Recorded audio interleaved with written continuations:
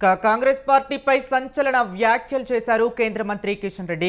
రాష్ట్రంలో కాంగ్రెస్ అధికారంలోకి రాగానే బీసీ డిక్లరేషన్లో భాగంగా 42% బీసీలకు ఇస్తామని కామారెడ్డిలో హామీ ఇచ్చిందన్నారు కేంద్ర మంత్రి కిషన్ రెడ్డి. ఇప్పుడు అధికారంలో వచ్చిన తరువాత 32% ఇస్తామని ప్రకటించడంపై బీసీలకు అన్యాయం చేయడమే అవుతుందని ఆయన మండిపడ్డారు.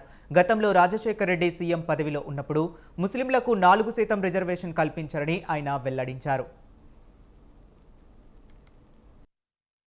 రాష్ట్రంలో కాంగ్రెస్ పార్టీ ప్రభుత్వము అధికారంలో రాకముందు ఎన్నికల ప్రచారంలో భాగంగా కామారెడ్డిలో బీసీ డిక్లరేషన్ పేరుతో కాంగ్రెస్ పార్టీ అధికారంలోకి వస్తే 42% రిజర్వేషన్ అమలు చేస్తామని చెప్పి ఆ పార్టీ హామీ ఇచ్చింది. ఇచ్చినటువంటి హామీని అధికారంలోకి వచ్చి 2 సంవత్సరాలైనా ఇంతవరకు దాని విషయంలో ఒక స్పష్టమైనటువంటి అవగాహన ఆ పార్టీలో లేదు.